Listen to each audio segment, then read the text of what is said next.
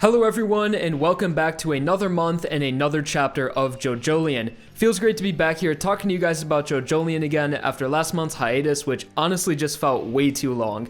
But as expected, the series is back in serialization this month with JoJolion Chapter 84, titled The Head Doctor of the TG University Hospital Part 1, which is a very exciting chapter title because it implies that this head doctor person is going to be the last enemy we face in the second group of villains from JoJolion, the whole Rock Human Doctor Association. Started out probably, I want to say, 2 years ago, I think, with Urban Gorilla and Do Re Mi Fa Solati Do. Then we went into Poor Tom, and then we later found out that he was part of the Doctors in the most recent arc, and then we went to Wu Tomaki, and now we're at this last guy, the head doctor, and that also gets me excited to think that maybe after this last doctor, we could start to get into the real climax of the part and sort of JoJolion's endgame, because I know I say this a lot, but, we're 84 chapters in here, Araki. I don't think it's too much to imply that we might be heading towards the end of the part, because a lot of times in JoJo, the parts will be split up into like two major groups of villains.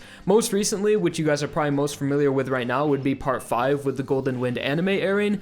Part 5 is split up into La Squadra, and then after that we get into Diavolo's Royal Guard, and then Diavolo himself. Of course, there's a few like one-off villains in the beginning, like Polpo, and Sale's user, or Craftworks user Sale, and the Soft Machine stand, but for the most part, a lot of the parts are split up into like two major groups. Another example would be Part 4. In the beginning, you have all like the natural enemy stand users around Morioh, like the Lox user and Yukako, but then once we hit like the halfway of Part 4, Yoshihiro, Kira's dad, starts going around and creating a bunch of enemy stand users with the arrow, and then that's sort of the second group of villains we fight. And in JoJolion, the part started off with the Rokakaka drug trade, you had the I Am a Rock user, and then all the people that were involved in that, and then ending with Damo Tamaki, who, like, so far, the Vitamin C arc with Damo Tamaki has been, like, the biggest climax of JoJolion yet, and that's sort of because, like, JoJolion it's weird. It's a part that's split up into like two parts within itself because it's so long, and it has like two separate plots. Like a lot of parts of JoJo have one plot throughout the whole way. Sometimes there's twists and turns, but generally the plot stays the same. When it comes to Part 8, though, the first, like, 60 chapters up until Vitamin C, whenever that ended around, like, maybe, like, 47 to, like, 53 or something, but the Vitamin C arc, like, sort of, once that finished, JoJolion kind of turned into, like, a new part with a new plot and characters having all these revelations, because in the beginning of the part, the whole story was the mystery of Josuke's identity. Josuke fighting these rock humans, discovering the mysteries about them, and we learned a lot about them through the drug trade, and then, of course, after the Vitamin C arc, Josuke learned his identity being a mixture formed through the new Rokakaka, being combined from Josefumi and Kira Yoshikage. So, and then after that, we switch in, we get like almost a new main cast as well. Like before, a lot of the Higashikata family members I would consider part of the main cast, like Joshu, and even Kyo was really prevalent in the beginning, but once Josuke discovered his identity, the part like totally switched tones and a whole new plot, and we got like a new main cast almost as it was solidified. Right now, I would say like the main cast of JoJolion is Mamazuku, Josuke, and Yasuo. These characters have been together fighting with each other for the past like 3 years now, and yeah, so I guess I don't know where I'm going with this, but I'm just saying that like it seems like we're reaching the end of the second half of JoJolion, and I would presume to be maybe sort of towards the end. I've made a few predictions on when I think JoJolion will end. I said somewhere around like chapter 90 to like 99, because that's about when Steel Ball Run ended. I believe Steel Ball Run was a 99 volume or a 99 chapter part, and JoJolion right now I would honestly estimate it to be a little bit longer, maybe end around like 100 or like 110 or something, considering where the part is right now. Or maybe, who knows, maybe this head doctor will be more prevalent in the part and serve as more of a villain than I think he will be. So without further ado, let's get into the chapter, guys. I've been rambling for a while. So JoJolion volume 20 was released as well, and we get a nice colored cover page for this chapter, and it has like sort of the same aesthetic and artwork for the new volume that was released. And let that sink in, guys. JoJolion is 20 volumes long. That's crazy. For some perspective, Stardust Crusaders 16 volumes, Part 5 17 volumes, and I think Diamond is Unbreakable was 18, but JoJolion is 20 volumes long right now. Still don't know who the main villain is. But anyways, all right, let me put that to rest. I'm never saying that again. But yeah, the cover page for the chapter is Josuke with Yasuo on his shoulders, with Soft and Wet in the background, holding a banner with the logo of the part on it. And the cover for volume 20, like I said, is really similar, but it's Soft and Wet on Josuke's shoulders and Yasuo in the background. Nothing too crazy, but it looks really nice, and the characters are in nice outfits. So without further ado, let's get on into the chapter now. So the first thing we see on the first page is Mitsuba and Tsurugi from where we left off last chapter. So recap, it's been a lot of days, it's been an entire month, almost 2 months since the last chapter was released.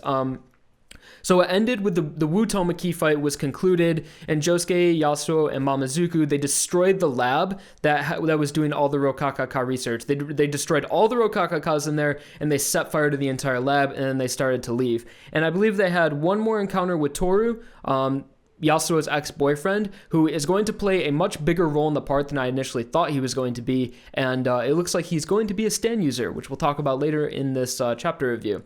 So yeah, Mamazuku and Josuke were at the chapter before we switched to the last scene. Mamazuku and Josuke were getting in Jobin's Lamborghini, or I guess now Josuke's Lamborghini, and they were about to go away and like leave Yasuo, I thought, and right at the end of the Wutomaki fight, after they destroyed the lab, we got a piece of dialogue. It might have been right at the end of the chapter too that said, it was a narration that says 10 days until the harvest. So you guys know for the past, I want to say 6 or 7 months now, since the Portal mark, we've had this countdown going of the harvest of the new Rokakaka. So it's important to keep in mind, the order of events that things are happening. So at the end of the Wutomaki fight, it was 10 days. And then when we saw Tsurugi at school have that incident where that child we thought was killed, that was, I believe, 7 days until the harvest. So that's what we see right here. Mitsuba and Tsurugi back at that environment when everyone was blaming Tsurugi because a child got crushed or squeezed in between two gates and was on the floor, and there was blood everywhere, and people thought that she was dead, and everyone was like, Tsurugi did it. We all saw Tsurugi do this to the person, and Tsurugi was just like, whatever, and Mitsuba was defending her child. But we then switch over to a whole new setting, I guess, and a whole new day. So this is 6 days, 4 hours, and 12 minutes until the Rokakaka harvest. And if you're not keeping in mind the time that's being listed by Araki, things can get a little confusing because Josuke and Mamazuku are back at the hospital. They're back at the TG University Hospital, and they see Yasuo, and they're surprised that Yasuo is there. Josuke sees Yasuo out of the corner of his eye, and he's like, "Oh, Yasuo, what are you doing?" And she's like, "I'm fine." And she's like, "I just want to let you guys know that in this hospital, I don't think the branch is here. I still think it's at the Higashikata estate." So it's like, what happened in those 3 days? We don't see in this chapter, so I think maybe this will give Araki an opportunity to bait us. So once things start heating up or whatever, he'll have an opportunity to flash back and show us what happened in the 3 days that we didn't see. So the end of last chapter, when Mamazuku and Josuke were leaving the hospital in the Lamborghini, and then 3 days passed, and now we're 6 days until the harvest, and they're back at the hospital. So they weren't with Yasuo because they're surprised that Yasuo is back here with them. But I guess they left the hospital, and then 3 days later they come back, and they all just sort of regroup again. I don't know. I assume this will make more sense in later chapters when maybe that time is filled in. But right now, the first time reading this, if you don't pay too much attention or you didn't remember the time that was in the last chapter, it could feel like this was right after the Wutomaki fight, which I did on my first read through as well. I was like, okay, they're still at the hospital, but no, three days have passed. So maybe we'll see what happened in those 3 days later. But right now, what they're looking for is the head doctor of the hospital. The one person that's name was blanked out on the sheet with Poor Tom, Urban Gorilla, and what's the other one? Wutomaki. And that's who they're looking for right now at the hospital, the head doctor. But to continue forward into this chapter, so Mamazuku, Josuke, and Yasuo have all regrouped and they're back together again. And they go to the front office of the hospital and they're asking this guy if they can meet with the head doctor. It's kind of cool how Mamazuku's like, hey, look, I'm missing my 4 fingers here. Araki didn't forget, the fingertips of Mamazuku's hand are still missing, and he's like, I would really like to see this head doctor, and I just kind of want to know more about him. And the person that's behind the desk doesn't seem very suspicious, or he doesn't seem like he's involved in the whole Rokakaka part of things, as he's like, oh yeah, you want to see the head doctor? Well, he's not in today, but we could set up another time. And Mamazuku's also like, why are there no pictures of this head doctor anywhere on the hospital website or even around the hospital itself? They're all blacked out. And we even learned the head doctor's name. It could be a fake name, but we'll see later on. His name is Akafu Satoru. So I guess I'll just refer to him as Satoru, but for some reason this name just isn't sticking with me. I really feel like his name might be something different, or this is like a false identity. And as they continue to talk to this guy, and he keeps saying that the head doctor is not in right now, you can't meet with him, you see him pass by, and the person that's behind the desk like gives him a look, and Josuke and Mamazuku sort of imply that, oh, that's the head doctor right there, let's track him down. And this is when the whole meme of this entire chapter starts, when Mamazuku keeps repeating that this guy's 89 years old. This guy's 89 years old. 89 years old. Like, Mamazuku says that like 30 times in this one chapter for some reason. And what that says to me is that Araki is really trying to emphasize a suspicion of his age, as he's not really 89 years old, or why is he 89 years old? Something about his age is suspicious, I guess, and Mamazuku continues to repeat it throughout this chapter. But we get our first look at this head doctor. We don't see his face, though, but you see he's wearing a top hat, and his entire back is just a black silhouette, although his proportions are a little bit weird. He's got like a really wide torso and some chicken legs, but I don't know. He's really weird looking. And to get into some community theorizing now, we see later in the chapter, I'll mention it, we see a better look at the back of him. But for now, I really like how JoJolion is aware of the time period that it's set in, and the use of technology is really prevalent. Like back in the day, in parts like 4 and 5, like that took place in the early 2000s, early 90s and late 90s, like cell phones weren't like a thing, so you couldn't just like call someone up. And I like how there was like floppy disks in part 5, that's in my mind most recently. But JoJolion's really aware that it takes place in 2011 and that technology is a part of daily life. So it's like Mamazuku had this tablet and he was looking on the website for the head doctor, and also as the head doctor is walking away and he's sort of getting away from them, Yasuo pulls out her phone and takes a picture. Like,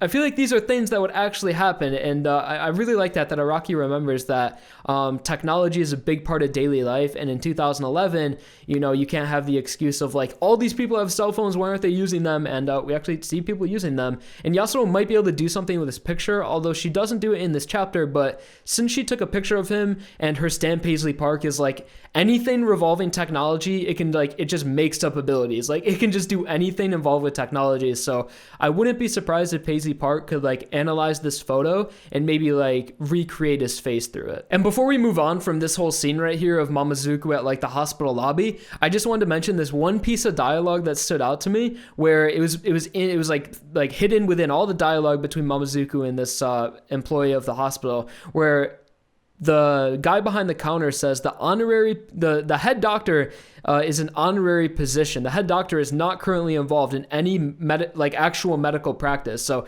the head doctor himself isn't even a doctor. He's just there through an honorary position, which is like, okay, yeah, this guy is definitely a rock human, and he's definitely involved in all this stuff, because like, he's probably just in charge of the Rokaka lab itself and like none of the other medical practice that happens within the hospital. So back into the heat of the chapter, our main group start chasing after the head doctor as he is going through rooms, taking turns and whatnot. He even goes into a staff only room, and again, Paisley Park do anything ability just kind of touches the key card pad of this staff only room and just opens the door, and they go in and they see the head doctor descending down the stairs. And the one thing I thought is like, how is this guy moving so fast? 89 years old, he's walking with a cane. Yeah, 89 years old. Mamazuku even says it again right here. But he's walking with a cane, and he doesn't look like he's moving that fast, but the main group is just unable to keep up with this guy. It looks like he's moving slow, but at the same time, he's moving way faster than our main group, which is weird and suspicious. And if this guy was really 89 years old, he probably wouldn't be able to move this fast. And also, because he's a rock humans age very differently from regular humans. They can go into hibernation for like years at a time and come out and appear to be the same exact age as when they went into hibernation. So like, an 89-year-old rock human is like really young. Like, I believe somewhere in like the rock human anatomy panel from way early, rock humans can live to be like hundreds of years old. They're like turtles. But yeah, if he's like 89 years old, he's probably way older than that. But as our group starts to chase him down the stairs, a stand ability appears behind Josuke, and it is a really cool looking stand. So head doctor going down the stairs, and they're up looking down, and then like it's like from a horror movie or something. From like the corner of the ceiling, covered in shadows, you see this stand with arm blades, Araki signature. I was so happy when I saw these, because it's like Something about the arm blades, I'm sure Araki took inspiration from another series or some film or something, but whenever I see arm blades, I always think of like classic JoJo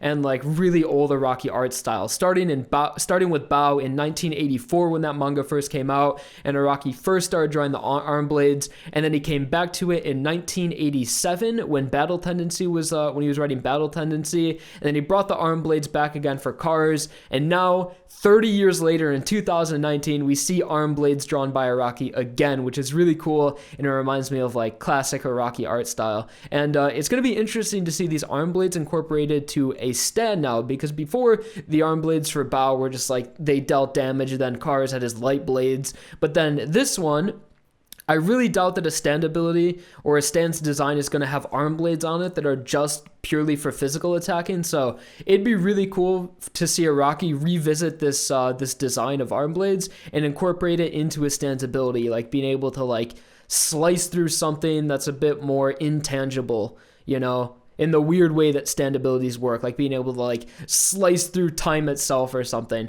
I have no idea how this is going to work, but it looks like the stand actually does use its ability in this chapter, because the stand is like really close to Josuke, and as for the stand's design besides just the arm blades, it looks like really standard JoJolion stand designs. The one thing I've noticed from JoJolion stands is that a lot of them look like robots, like really mechanical, like if you were to touch them they would be made of metal, and they're like made up of a lot of moving parts. Even Soft and Wet in this panel looks like a robot, and a lot of them. Although Paisley Park is a bit more organic, but for the most part, you have like Nut King Call, Soft and Wet. A lot of these JoJolion stands look like robots, and this one again looks like that as well. But as Josuke attacks it, he says like, I feel like the stand was trying to attack me, but it didn't get to like physically harm me, but it definitely did something, foreshadowing that this stand's ability may already be activated, and what we're seeing right now, some of the things that happened in this chapter may later be explained by the stand's ability after it's revealed. So the stand disappears after Josuke tries to attack it, and they run back down after the head doctor, and we see like a little glance of his face, and he does look like an 89-year-old man. I don't know why Mamazuku is so hung up on that, why it's so crazy that an 89-year-old man could be the head doctor, but Araki really wants to emphasize that. And out of nowhere, as they come out of there, Tohru appears, and he sort of interferes with everything, and he runs into them with like a hospital bed. And this is where things get interesting. On my first read-through of this, I thought like, okay, that's clearly, or not clearly, but I just kind of implied that that was the head doctor's stand. They were chasing down the head doctor, and then, you know, the head doctor would summon his stand to try to stop them. Like, I'm sure the head doctor is very aware of what's happening. He knows that all of this, like, all the people underneath him are dead. Wutomaki, Poor Tom, Urban Gorilla. I'm sure he's filled in on all this stuff that Josuke and Mamazuku are, like, out to get him. So, as he's being chased, summons his stand. So, I was like, okay, this is our first look at the head doctor's stand. But once we see Tohru again, when I went through a second read-through of this, I was like, oh, shit.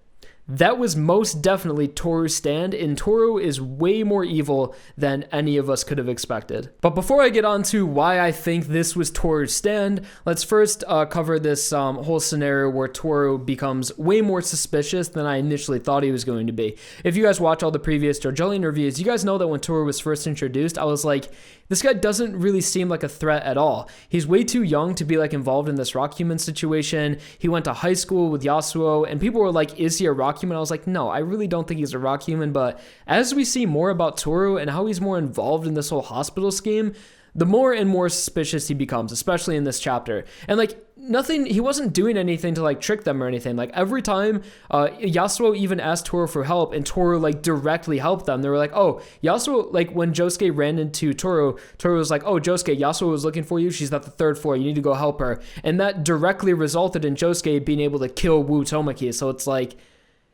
I don't know. This guy's on the fence. I'm on the fence about him still, but yeah, he's definitely evil after this chapter. So when our main cast encounters Tohru in this chapter, it seemed just like a coincidence. Tohru works part-time in the hospital, so it wouldn't be that crazy that they just bump into him as they're running through the hospital. And he runs into them, like I said, on a hospital bed, and he sees this patient, and he does like really weird things with his arms that I'm like, at first I didn't know, like I didn't think about it too hard. I was like, oh, he's probably just preparing to like operate on this child, and it goes in detail on what the child's suffering from. He's like a diabetic diabetic, suffering from something, chronic diabetic attack or something. And he also has like a piece of chicken stuck in his windpipe or something. And like, I didn't think too much about it, but as I reread this, it's like, it looks like Tohru put that piece of chicken in the kid's windpipe in order to like distract Yasuo in a way. Because he like puts his hands together, he puts his hands on the kid's chest, and then he has like this little rock in his hand or something. And then later he explains that this kid has a rock in its windpipe, or not a rock, but a piece of chicken, and then he sucks it out of its throat. And he uses Yasuo. So he's like, Yasuo, come here, Yasuo. I need you to like give this guy like the Heimlich maneuver while I do this. So like at first I was like, okay, he just kind of called Yasuo over to help him. But later on my second read through, it's like, maybe he put that piece of chicken in the kid's throat in order to, first of all, take Yasuo away from the game, and also to bond more with Yasuo and like make her like him a little bit more. As I don't know, if you do something like save a child's life together, I don't know, you might, rekindle your feelings for this person that she once had in high school, or maybe make the relationship deepen at some point. So it's like, yeah, I definitely think Tohru did something suspicious with that kid and worsened his condition in order to make Yasuo come help him as he like operated on her. And Josuke sees this happening and he calls this bullshit out immediately. He's like, you, Tohru, you're always interfering with us and you're always showing up in the wrong moments. And it's important to keep track of like exactly what Josuke is saying right here, because this is also something I didn't catch until my second read through of the chapter, where Josuke says, you've been interfering with us, showing up out of the blue. And then Tohru is like, well, I work here part-time, and he's like, so apparently you guys think I'm interfering with your hunt for the head doctor. Well, if you want the head doctor, he's right there. And he lays his hand out, and the head doctor is just sitting on a bench right over there. And we see a better look at his design, which earlier in this chapter review, I said I was going to talk more about it now. But real quick, I just want to mention that. So this is something I didn't pick up on my first read through, is that Josuke never said anything about them hunting the head doctor or looking for them. Tohru just kind of knows what they're up to. And once that like clicked in my head, I was like, okay, Tohru is definitely going to work as like a pseudo villain in a sense, maybe at some point become an ally. But as for now, he's definitely involved in the head doctor and the whole Rokakaka scheme that's happening, because Josuke didn't say he was searching for the head doctor, but Tohru said that he was. And I feel like that's a piece of dialogue that Mamazuku will pick up on. Mamazuku is very perceptive, and he really like pushes the plot forward, and he like calls people out. So I feel like if anyone's going to mention this and like, sort of claim that Tohru is evil besides these accusations that Josuke's made, it's going to be Mamazuku, and be like, hey, Tohru, we never said we were looking for the head doctor, but also that might not happen until later, because they're kind of surprised that the head doctor's there, and they go off running after him.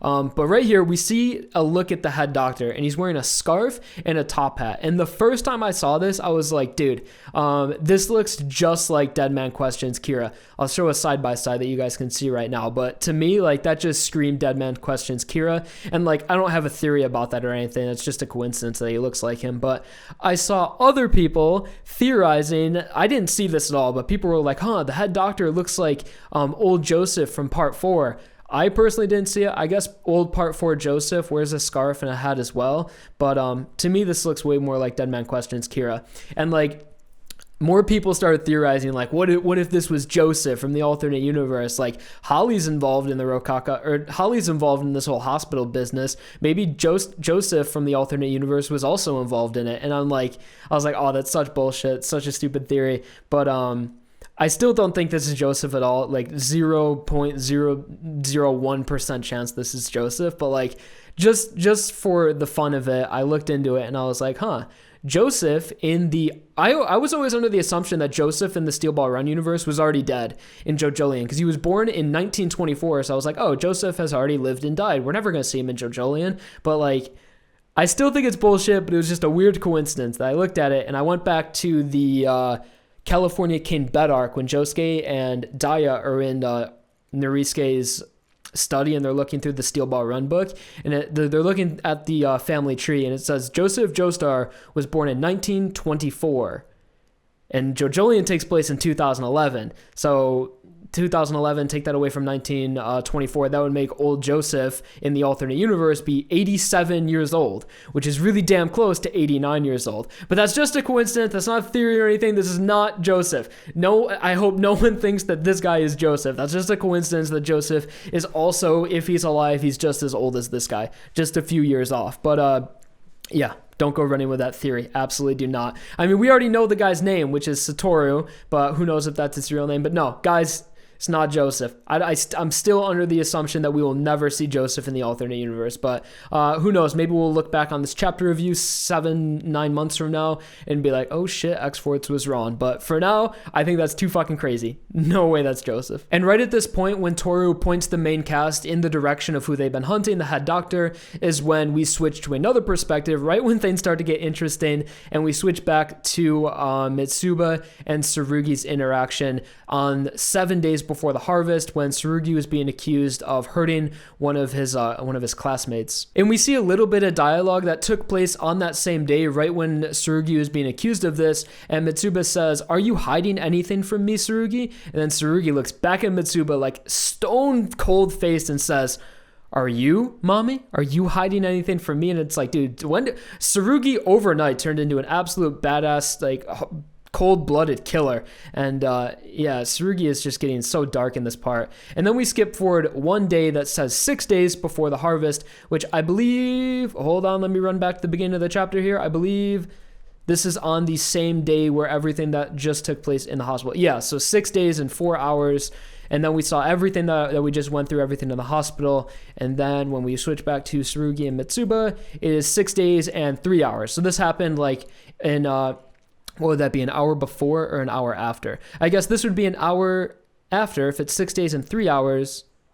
I hope I'm right on that. This would be 1 hour after all the events that took place at the hospital. So Mitsuba is sitting in at like a parent-teacher conference about Tsurugi's misbehavior, and they're showing camera footage of the gate that like sort of insinuates that Tsurugi would be the one that hurt this child. So you see the camera footage of the child standing in between the gate, and then Tsurugi walks off to the left of the gate, and then the person is like, "Well, we don't clearly see Tsurugi do anything, but what's your opinion on this, Mitsuba? Isn't it a bit suspicious that everyone around this area blames Tsurugi?" And Mitsuba gets super defensive, just like she did in the last chapter, and she just freaks out on these super ugly people at this parent-teacher conference. And also, we got totally baited on the condition of this child. At the end of the last chapter, when the child gets crushed, you hear screaming, people being like, "There's blood everywhere, it's so bad, call an ambulance, call 911 immediately." And then in this page, it's like, the child was totally fine. It was just some light scratches. And it's like, what? So apparently the child was fine at all. I made the assumption at the end of the last chapter that the kid died because everyone was screaming so bad. And we saw the child lifelessly lying on the ground with blood coming off their body. But then in this chapter, they're like, it was totally fine. Just light scratches. The child isn't hurt at all. So this whole scene with Tsurugi and the teachers go on for a bit longer than I would have liked. Honestly, this scene, I felt like it was a few pages too long, and it really dragged out this part of the chapter. And I really wish this space was better used and maybe allocated towards the part of the doctor in the hospital, because that was really exciting, seeing Josuke and Mamazuku and Yasuo chase down this head doctor in a stand appearing out of nowhere, an unknown stand. Oh, and also, before I forget this, how I mentioned that I really thought that stand was Tohru's is because, like, at first it's like, okay, they're chasing down the head doctor, that's probably the head doctor's stand. But then when I saw that Tohru interfered with them and he was really stalling out, it's like, oh, that was definitely Tohru's stand. Because also on Tohru's design, you see, like, I believe it's on the left side of his like shoulder, you see this like sunflower design, and on the stand's eyes are that same shape. They kind of remind me of Urban Gorilla's mask, but yeah, it's the same shape that's on Tohru's character design. And character designs and stand designs are sometimes intertwined and reflect each other. So yes, that stand right there, it's like, after I realized that Tohru was working with the head doctor and interfering with them intentionally, that was definitely Tohru's stand, and he knew where they were. And especially when he said, "You guys are, am I interfering with your search for the head doctor?" Because he knew they were searching for the head doctor, he knew they were in the stairwell and he was trying to attack them. So I would say like 90% sure that was Tohru's stand design, which is really cool. And if Tohru has a stand that has that cool of a design, I'm sure he's going to play a pretty big part in this whole time in JoJolion. But back into the sort of lame part of the chapter, which is Mitsuba talking to the teachers. There's just a lot of dialogue going on, and just the teachers insinuating that Tsurugi was the person that did this. And Mitsuba is like overly defensive, and she says, if any of you guys lay a single finger on Tsurugi without justifiable grounds again, I'll break those fingers without a second thought. Like really threatening these people. And I told you guys that Mitsuba's nose design was going to change over time and maybe look like it's healing. And right here in this page, when Mitsuba is trying to look like super badass and intimidating, I just can't take her serious. She looks like Plu from Rave Master. If any of you guys remember that really old anime and manga with that character with the pointy nose, she looks like Plu. But yeah, that pointy nose is just too funny. I can't get over that. She should wear like a mask or something. But then again, it's cute at the same time. So I feel like Mitsuba is being really overly defensive because in the back of her mind, I feel like she may know that Tsurugi is walking down this path of darkness, but she doesn't really want to accept that. So she's really doubling down on denial, and she's saying that Tsurugi had nothing to do with this. And this is awesome how Mitsuba uses her stand and she places an arrow on one of the teacher's coffees, and when the teacher goes to take a sip of the coffee, it gets the momentum gets blasted forward and she gets spilled hot coffee all over. And we now get into like the last final pages of this chapter, and you see that as Mitsuba is walking away, she notices the security footage again, and we see the head doctor from the hospital walking alongside the oh, wait, no, never mind. I'm stupid. Okay, so you know how I mentioned earlier in the chapter review that this whole situation with Mitsuba at the parent-teacher conference took place 1 hour after them at the hospital? It does take place during that time, but I totally forgot that the head doctor was in the security footage. So I was going to think that maybe like, oh, the head doctor was at the hospital 1 hour ago, and now he's on the street by Tsurugi. But I totally forgot that this was camera footage, and this was a previous day before. So I was going to like make some sort of theory that like, okay, so we can sort of see the future in that an hour from now the head doctor and this arc is going to end up by Tsurugi's school. But okay, I totally forgot that this was camera footage, and this was a day before, so ignore that whole thing I was about to go on about. But it is still important that a day before we do see the head doctor at the school when this student got crushed in between the gates. And right now we just don't have enough information to sort of draw significance to this and maybe think why was the head doctor at this location?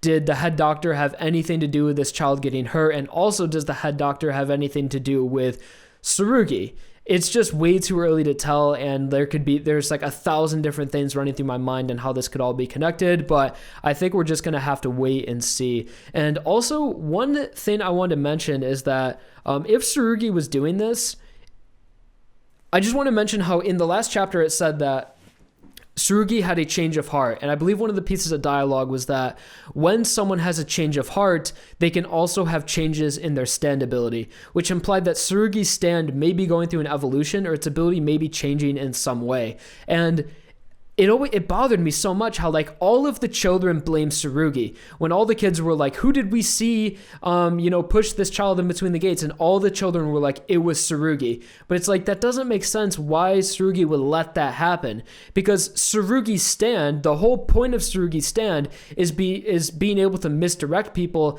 and make them think what they're seeing isn't real. So if Tsurugi wanted to, he easily could have just used his stand to make himself appear as something else or distort everyone in that area's vision. So it's like Tsurugi's stand specifically would allow him to do this without being seen, but he didn't use his stand and everyone saw him do this. So it's like maybe Tsurugi's stand in this part right here has already gone through an evolution or change, and he doesn't have the same ability he did before.